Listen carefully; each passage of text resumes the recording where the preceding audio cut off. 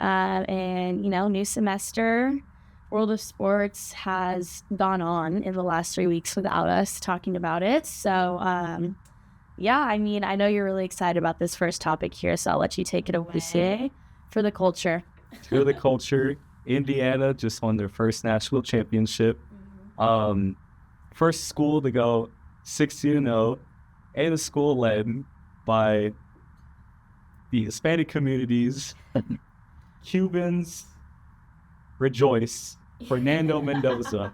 Oh my goodness. I was so happy for him. It felt like I saw like a post saying like this was like Haliburton actually winning the finals. Yeah. It was like super like the good guy won. 100%. The good guy wins. It's a team of ragtag, unexpected talent that like pulled it together and figured it out. And obviously Signetti, as we know, is probably going to be a very historic coach moving forward. Turns down the idea of ever working in the NFL, saying that he is a college guy.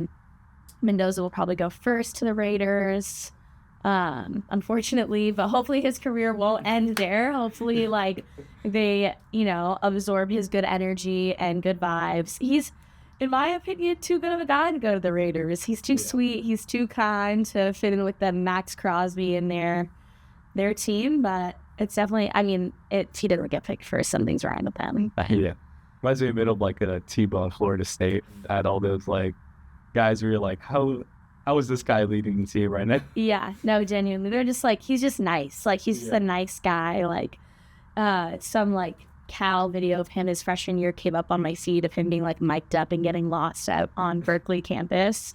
And he's so just like nice, like talking to everyone he's encountering, like doesn't like the idea of him being a successful football player is like not getting to his head. Like he's just like really sweet. So I definitely hope nothing but the best for him. But that was big for them every year.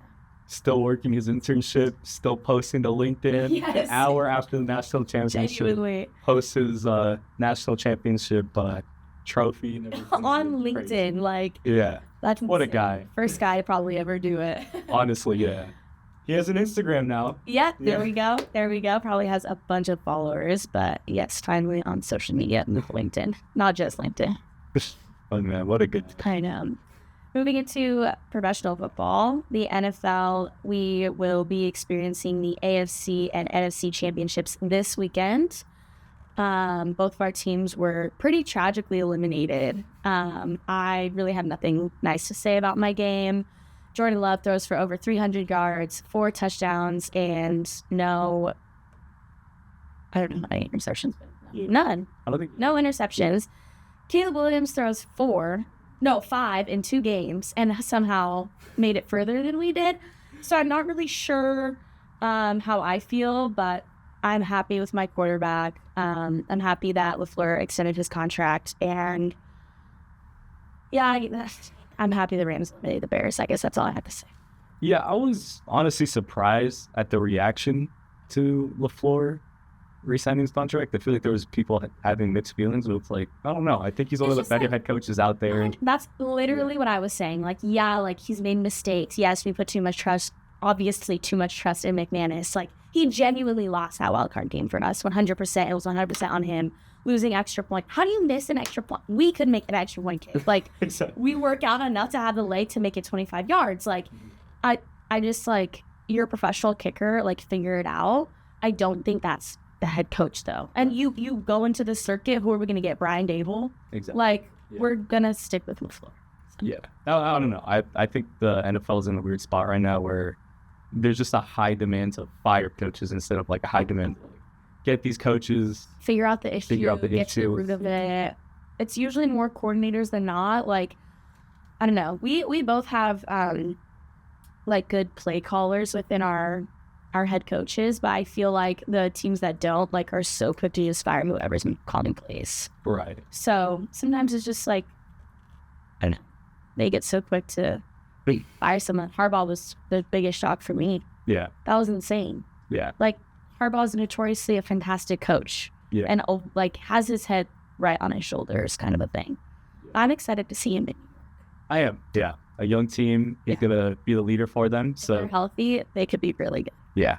and then they're just going to add in this draft, whether it's a receiver, whether it's Caleb Downs. Yeah.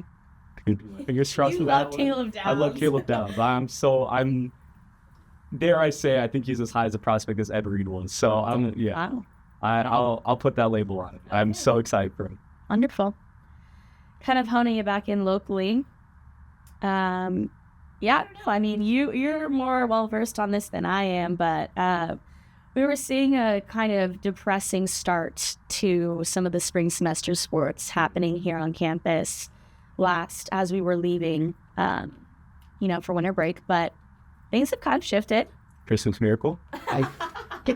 Talk about it. Like, what are we expecting from these guys, basketball specifically? Yeah. So, before on T-Dub, we did have the assistant coaches of the men's basketball team, and they talked a lot about what's coming this season. They're very excited for the season, but we don't remember them ever mentioning Gavin Sykes. It was brought over that, they were high on their freshmen, but they're going to cultivate them. But it was maybe a minute of his name ever being conversed about. And all of a sudden, he is their leading scorer, averaging 19 points per game. Before this game against Fullerton, which unfortunately they did lose that game, they go against CSUN. He drops 34 points against CSUN for the win. I mean, who is this guy? Where is he coming from? Freshman leading the squad. I mean, it's crazy. And it's so fun to see. And it just feels like we're back. It feels like we're back since that miracle run to March Madness. 2024? 2024? Yeah. So, no, it's cool. And we know that sometimes sports and the transfer portal and all of that, people come to Long Beach to kind of cultivate their profile. And it's nice to see that it's working sometimes. So it's cool to see that, the team is actually using what they have. Mm-hmm. And we have all been high on Mastrovich as well. Obviously, coming out of a big school like Syracuse, you're expecting a lot from this guy. A center, he's European, high, really good people coming out of that country he's coming from too. So, but he's doing well too. Averaging 14.9 points. Yeah. That's great news. And the big one to me, who's kind of been a maybe silent leader of this team, is Rob Diaz, averaging, how many assists? 3.2 assists per game. Just facilitating the court, spreading the ball around. He gets the ball in his hands and he just finds the open person and finds a way to get points. Selfless playmaker. Selfless playmaker, exactly that. And it's incredible to watch. He does it in a flashy way. He drives, does it behind the back. I mean, it's fun to watch. It's not just everybody wants to see scoring, but when you see Rob Diaz distributing that ball, it's something to watch. He's real quick and snippy with it. So it's almost like he doesn't even think about where it has to go. He knows whose hands he's putting it into almost every single time. So that's cool stuff. Mm-hmm. Now moving on to something we were known for, our men's volleyball. Obviously, we are coming off as national champions, so expectations are high. No Moni Nikolaj. No Moni. Allie Knight. Where do we go from here? Well, I mean, it's just it's that big question mark where we're such a good team and we're such a good school that we expect to be in the conversation for a national championship. But without Allie Knight, without Moni Nikolaj, I think you still expect we're going to be that great team, but you wonder if we can win it all. And that's just where I think everybody has that question right now. And I'm excited to see the season. And, now the team is officially back in Skylar Vargas' hands. So that's going to be pretty cool to see. I mean, he's always been a key part of this team, but I mean, now it's really his team. No, I'm excited. It's his opportunity to kind of take it and he's kind of been the number two in his entirety of his career here. So I feel like he has the chance to prove, why he's so high, why people are so high on him, I guess is what I mean. Mm-hmm. And why, why we're ranked 2 in the nation, why people expect us to be at the tournament every year. Mm-hmm. I want to see him with a chip on his shoulder. I want to see him kind of look, you guys maybe, I mean, I don't think he was necessarily overshadowed, but he was kind of definitely under the Moni. Yeah. The Moni Nikolaj was a celebrity on campus. 100%. People were like, oh my God, Moni this, Moni that. I'm sure it got to him a little bit. Yeah. It would get to me, like, if people were like, oh, Brandon, the host of Teed Up this, the host of Teed Up that, I would be like, yo, so, like, what about me, though? And I'm sure he had that same, like, feeling, you know, Right. like, maybe a little bit of remorse and maybe a little bit of, like, this is what I have to prove. Yeah. And I hope he steps up. That's going to be crazy. I mean, Yeah. I think this team is going to be counted out a lot. They're going to be like, how are they post-Moni? Mm-hmm. I think that with all those question marks, they have something to be fired up about. Mm-hmm. It's not necessarily that people think that they're falling apart, but just the fact that there is so many questions, I think that is enough just fire for Nick McCray or the rest of the squad to just be like, all right, let's prove you wrong this season. No, and I think, you know, obviously they have the foundation of a winning team. So, you know, they just have to find the right footing and follow the footsteps of, you know, the legends before them. And I think they'll be fine. Yeah. It's going to be okay. They're going to be winners. I just don't know to what extent. Oof. I mean, they barely just won the coaches' poll. I believe it was by 2 votes over Hawaii. So it'll be close in the Division 2. That's what I think is more exciting because we just kind of walked through everybody. I mean, I know we dropped a couple of meetings, but I felt like throughout the whole season. Sweep here, sweep there, like, yeah. Yeah. So finally, the last few sports that start this semester, we have softball and baseball coming up. I don't know. I mean, I love the Dirtbags, but we saw a lot of really, really solidified seniors kind of headed out. Yeah. So I know we spoke to TJ Bruce and the pitching coach Abe Alvarez earlier this year. And, you know, when we speak to them in the first semester, they have a loose idea of what they want to do with the team. But, you know, with all these new coaches, with guys that are dirtbags at heart, Abe comes off of work playing in the MLB, being a champion, having that ring from 2004 as a pitcher. So I'm excited to see what he can do with the guys that we have. But I think it's going to be hard to fill the hole of, like, the leaders that were Alex Champagne and Val Ashford. Yeah. And that's where I want to see a Matt Toomey step up. Yeah. Like, having the chance to, like, interview Ashworth and stuff, you just kind of see that selfless leader where you can tell he was that. Champagne, too.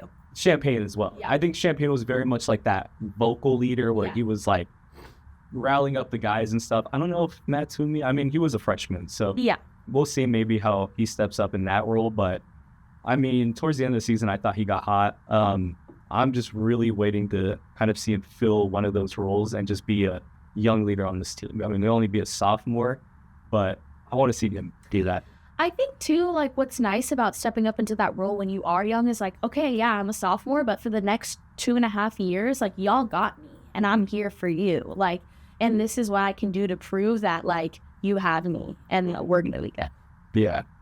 And I don't know. I mean, to me, he's just a 5-tool player. I mean, he's reliable on the field. He's a solid hitter.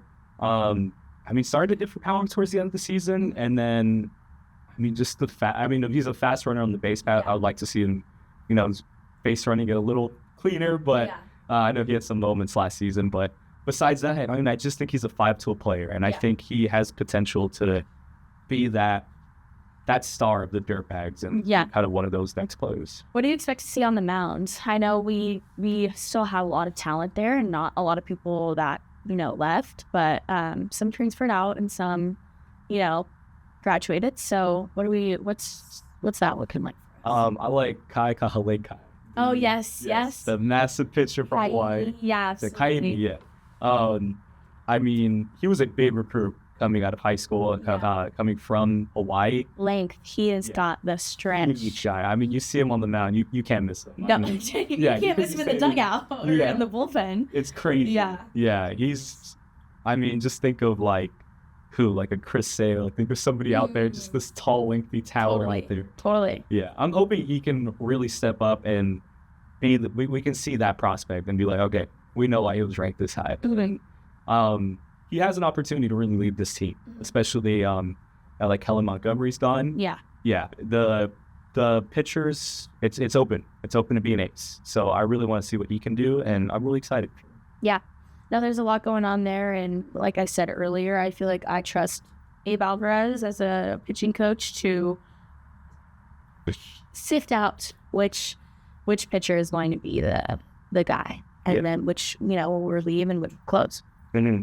I think what I really loved about Abe Alvarez is you can just see that passion kind of come. Totally. Yeah, he's just so like for him it's like there's definitely a big passion for coaching. Obviously, I mean he's done so great at it, but like being like how you mentioned, just coming back to the dirtbags, he has that dirtbag mentality still, and you can tell it's carried him through his coaching career. I feel like all the coaches that have come back have dabbled in a time period, played or coached at some point, and I think that's honestly what Coach Bruce was going for. He had this mentality of like, if there's this community pull of like Long Beach culture and strength and community, like if we're all on the same page as coaches, imagine what the players could do. So I think they've got that dialed, and I'm really excited to see, what the repercussions of that connection are. Mm-hmm. I think it's going to be great. Yeah, I'm really, I can't be excited enough for the Santa Barbara matchup. We're going to go against Kellen Montgomery. Right. Transferred over there. Yeah. He will be under Jackson Flora, who is going to be a first-round pick in the upcoming MLB draft, saying that the season goes well. Mm-hmm. Kind of following his footsteps and Tyler Bremner, who went number 2 to the Angels from Santa Barbara. Yeah. I mean, a fastball I think MLB clock has like averaging at 97. Insane average. Yeah, I mean, crazy. I can't wait to see it. But last year, Tyler Bremner pitched against us. Mm-hmm. Dylan Lena takes charge. Yeah.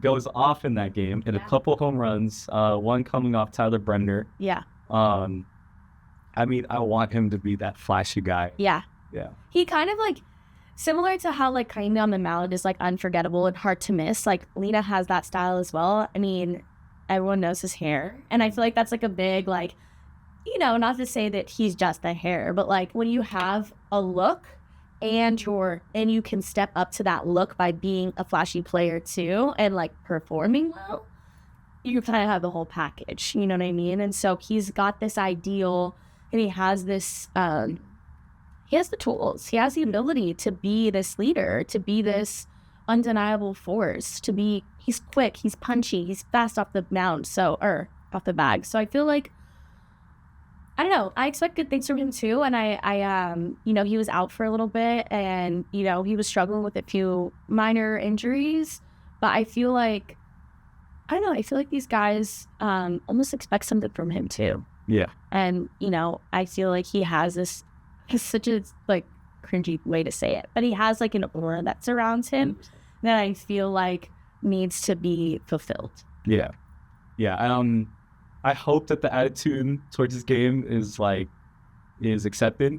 I love it. I mean, it's fun. I mean, I don't know how much I can say this on the pod. You can cut this out, but got a chance to interview him after the Tyler Bremner game. He said, kind of asked if he had a chip on his shoulder going into the game, knowing it's Tyler Bremner. Right. And he said, I do. Like, of course. And he was saying like, I want to put myself on the map. And it's that attitude that like, I don't think it's selfless. I think it's like, I have a belief in myself, and you're going to see it day in and day out on the field. Yeah. And I want people we have a lot of young players on this team, and I want those young players to have that same belief in themselves. Like, we can get this done. We can be that player. Everyone's sleeping on us right now, but we can be that player. Yeah, 100%. So really exciting stuff coming up for Cal State Long Beach. Honestly, a lot of exciting stuff coming from Long Beach sports in general. Obviously, we're getting ready for the Olympics. We have a new baseball team. So there's a lot going on, and I'm excited to continue in this winter semester and keep chatting about it with you. But yeah, happy to be here, happy to be back. And we'll be talking more about, the finishing up of NFL, and hopefully we'll get some athletes and coaches back in the studio and chat with us more. But yeah. Thank you so much, y'all. Go ahead and follow LB Current on all of our socials. Please check out all of our sports stories at lbcurrent.com. And don't forget to miss another episode. But we'll see you guys next time. Thank you.